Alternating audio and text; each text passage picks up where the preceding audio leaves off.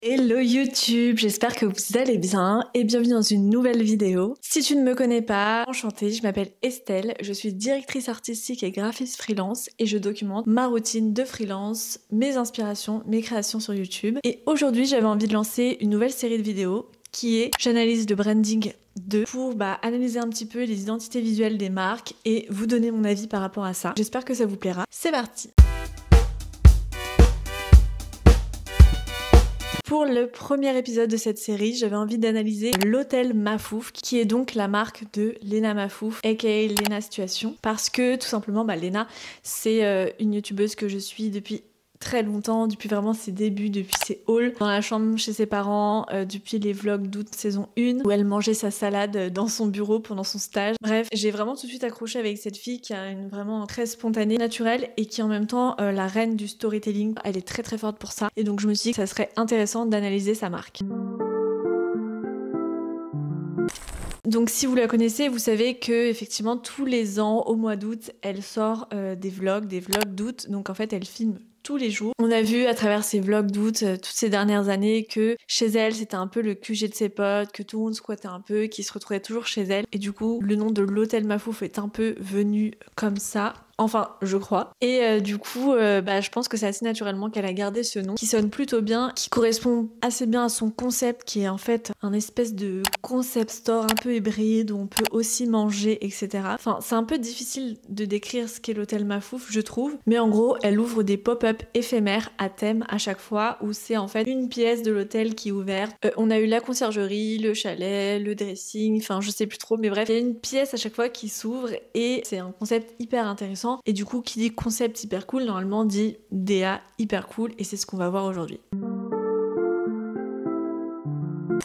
C'est parti, je prends mon ordi où j'ai fait mes petites recherches sur l'hôtel Mafouf. Donc pour commencer sur l'image de marque de l'hôtel Mafouf, évidemment je voulais parler des inspirations. Alors évidemment en premier lieu il y a le film The Grand Budapest Hotel, à la fois dans l'esprit graphique de la représentation de l'hôtel, mais aussi dans les couleurs, le rose qu'on retrouve, tout cet esprit un peu vintage aussi qu'on va retrouver sur les photos après de l'hôtel Mafouf. Et puis il y a également la Californie puisque Lena est quand même, je pense, pas mal attachée aux États-Unis. Elle a vécu à New York, elle a vécu en Californie et du coup je pense que c'est un univers qui l'inspire beaucoup. On le retrouve à la fois dans les couleurs, dans les rayures, dans les palmiers, dans tout cet univers un peu qu'on retrouve à l'hôtel Mafouf. Très inspiration Californie. Voilà, je pense que son mood board c'est un peu ça part de là et donc on va regarder ça un petit peu plus en détail. Je vous propose de commencer par l'analyse de son logo, donc le logo Hôtel Mafouf. Donc c'est un logo qui a quand même, je trouve, une inspiration assez mode, des épaisseurs de lettres assez bold, assez fortes. Je vous mettrai d'autres inspirations à l'écran, mais c'est vrai que une typographie comme ça à empattement qu'on retrouve beaucoup dans les magazines, etc., qui fait que ça apporte quand même un petit côté un peu chic. La typo de son logo d'ailleurs me fait beaucoup penser à la typo Regione que je vous mettrai à l'écran. C'est un peu le même esprit. Si on regarde bien sur le logo, je sais pas si vous l'aviez déjà vu, mais dans le H, on a deux barres qui représentent un égal et on a également à côté des F des plus et donc c'est son fameux plus égale plus puisque c'est un peu son mantra. En tout cas c'est le mantra qu'elle a créé, donc c'est-à-dire tu donnes du positif, tu reçois du positif. Et donc forcément elle voulait, je pense, l'intégrer au logo, donc c'est assez discret et faut vraiment regarder pour le voir, mais une fois que tu le sais c'est cool. Donc d'ailleurs dites-moi si vous le saviez ou si je vous l'apprends. Et on a une deuxième version du logo qui est en fait plus illustratif, où en fait on a le logo que l'on retrouve sur une clé d'hôtel. C'est marrant parce que la première fois que j'ai vu ce visuel j'avais l'impression de l'avoir déjà vu. Forcément quand j'ai fait mes petites recherches autour de l'hôtel, j'ai beaucoup trouvé d'inspiration autour de ça. Mais du coup ça reprend tout simplement une clé d'hôtel où du coup elle a apposé le nom sur la clé. On revoit le plus égale plus, donc son fameux mantra. Honnêtement je trouve que ce logo fonctionne très bien. Pourtant il est quand même entre guillemets chargé, j'ai envie de dire, parce qu'il y a plein de petits détails et par exemple le plus égale plus, quand on le met, on le regarde le logo en petit, on ne le voit absolument pas, mais c'est pas grave en fait parce que c'est j'ai envie de dire c'est un plus C'est-à-dire que si vous le voyez, bah, c'est cool, mais si vous ne le voyez pas, c'est pas grave. Mais malgré toutes les formes un peu courbées des lettres, notamment le T qui rejoint l'accent du O, le E, le U, et ben je trouve que c'est quand même hyper lisible et il reste quand même très original. Par contre, moi honnêtement, j'ai pas trop compris la symbolique autour de ces lettres allongées. Je trouve qu'il y a un petit côté oriental à ça. En tout cas, ça marche très bien, c'est très beau. Et je trouve que en fait, malgré tous ces éléments, parce qu'il y a quand même beaucoup de choses, eh bien il est très lisible. Ensuite, on a les typos. Alors les typos, elle en utilise plusieurs, notamment sur son site. On a tout ce qui va être des typos qui concernent le menu, le texte courant, les CTA, etc. C'est la typo Base Coat, qui est une typo dite bâton, une typo sans empattement, qui est extrêmement simple, mais voilà, qui marche bien. Il y a plusieurs graisses différentes, qui est très lisible, qui fonctionne bien. Enfin, franchement, rien à dire de ouf cette typo. Et elle est accompagnée de la typo Hog, qui est une typo à empattement.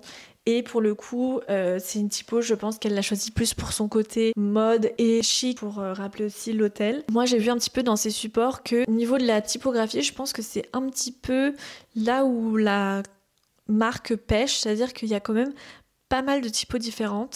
J'ai vu que, alors je sais pas si c'est un vrai truc parce que je l'ai pas vu en vrai, mais j'ai vu qu'elle avait mis un panneau d'affichage dans Paris où elle avait fait une publicité pour l'hôtel Mafouf. Et en l'occurrence, j'ai vu que c'était encore une autre typographie. Donc voilà, il y a quand même des typos un peu différentes, j'ai l'impression, qui circulent, avec des interlignages, des interlettrages, etc. différents. Pas hyper calés, je pense qu'ils sont pas encore trop sûrs de leur choix de typo. Enfin, en tout cas, c'est ce que ça me fait penser. D'ailleurs, en parlant de cet affichage, je trouve que le logo est très petit, c'est vraiment dommage. Et c'est vrai qu'il y a une vraie disparité entre le logo, les titres, les textes du site internet, les textes qu'elle utilise sur Instagram, les textes qu'elle utilise sur des affichages. Et il y a une autre typo qui est vraiment, je trouve, la signature de Léna, c'est une typo manuscrite. À savoir que Léna, elle a toujours ajouté dans ses vidéos ce côté-là de typo manuscrite. Et du coup, c'est vraiment cohérent en tout cas par rapport à elle. Et donc ça, on le retrouve un peu partout. C'est assez intéressant parce que ça ajoute vraiment un aspect de proximité avec ses clients, faut dire le terme, c'est les clients. À la fois, ça permet aussi d'avoir un petit côté de Léna, mais sans qu'elle soit présente sur le visuel. Et ça, du coup, c'est hyper cool parce que ça permet de la détacher un petit peu de la marque. Donc, en fait, qu'elle soit représentée, mais sans forcément une photo d'elle ou une vidéo d'elle. Donc, je trouve que c'est assez chouette. Au niveau des couleurs, on va retrouver principalement du rose et du vert. Donc, autant vous dire que c'est pas pour me déplaire, puisque si vous me suivez sur YouTube et Insta, vous savez que j'ai une légère obsession pour ces couleurs, mais en vrai, c'est totalement ce que j'aime en termes de couleurs. Vraiment, je suis fan. Après, il y a aussi du jaune, du bleu, bref, pas mal de couleurs pastel assez fraîches. Toujours, je pense, en lien avec la Californie, du coup. En termes graphiques, on retrouve vraiment pas mal de choses, beaucoup d'illustrations dans sa DA, dans la DA de la marque, et ça, je trouve ça hyper cool. Je trouve que ça rajoute vraiment de la fraîcheur, ça rajoute un côté très personnalisé et vraiment attractif, on a envie de regarder. En termes de visuel, ce que j'aime bien, c'est que je trouve qu'ils vont toujours assez loin dans la mise en scène. Par exemple, pour le visuel de carte cadeau, franchement, déjà la carte cadeau en elle-même, elle est très jolie. J'aime bien cet esprit graphique et en plus, autour, on voit vraiment la carte posée sur un comptoir avec la clé, un stylo, un petit gloss, enfin bref, assez joli et assez bien travaillé. Ces visuels mode sont aussi très cool et globalement, parce que j'avais aussi envie de parler un peu de l'univers de ces pop-up, franchement, on voit à travers ces vlogs qu'ils font quand même pas mal de choses eux-mêmes en do it yourself, à la dernière minute, etc. Et c'est quand même ultra qualitatif. Je trouve que franchement c'est assez dingue ce qu'elle arrive à faire en si peu de temps à chaque fois. Franchement ces pop-up, elle va vraiment loin dans le détail. Le baby foot qu'elle avait mis dans son dernier pop-up de l'été dernier, les personnages du baby foot sont carrément des lobby boys. C'est hyper bien cohérent. Même son produit phare, j'ai l'impression que c'est un peu son produit phare des premières saisons. On avait cette combinaison rose qu'elle proposait qui était aussi la combinaison du lobby boy. Donc bref, franchement tout était très cohérent et ça c'est assez impressionnant pour une marque d'avoir autant de cohérence sur toute la partie entre guillemets boutique, la partie digitale, ce qu'elle est elle dans ses vidéos, dans son contenu, les couleurs, enfin bref, tout est quand même très travaillé et elle pousse vraiment toujours les détails très loin. En fait, c'est une expérience l'hôtel Mafouf à elle tout seule. Le seul truc que je pourrais reprocher, c'est que je trouve que l'ambiance et l'énergie et vraiment l'impact visuel qui est vraiment très fort dans chacun de ces pop-up, je le retrouve pas assez dans le site. Le site, ça reste quand même si c'est un très bon site e-commerce, ça reste quand même un site e-commerce. On n'a pas vraiment l'expérience de l'hôtel Mafouf comme on peut l'avoir en physique. Enfin, ça c'est un petit peu dommage, mais elle est aussi là pour vendre sa collection, donc c'est aussi normal qu'elle ait un site e-commerce un peu plus basique qui correspond un peu plus au code du marché. Mais c'est vrai que j'aurais vraiment adoré avoir un site avec une expérience d'hôtel. Je sais pas, par exemple, on arrive sur la devanture de l'hôtel et on doit choisir une pièce pour aller voir par exemple une porte pour aller voir par exemple l'e-shop, une porte pour aller voir le à propos, enfin j'en sais rien, il y aurait pu avoir un petit truc interactif comme ça, ou alors juste graphiquement retrouver un petit peu plus d'éléments graphiques qu'elle va utiliser, les arrondis, etc. Un petit peu plus sur le site, un petit peu plus de collage, bref, un petit peu plus de tous ces éléments graphiques qu'elle utilise. Globalement, la DA, elle est hyper cohérente sur tous les supports. Le storytelling est vraiment excellent. Chaque nouveau pop-up est une nouvelle histoire. Par exemple, même sa nouvelle collection, en fait, les vêtements qu'elle propose, on peut en fait enlever les manches, etc. Donc en fait, on peut les porter dans différentes situations, la situation, bref, voilà, vous avez compris. Bref, il y a vraiment tout un storytelling, c'est-à-dire qu'elle fait pas des choses pour les faire.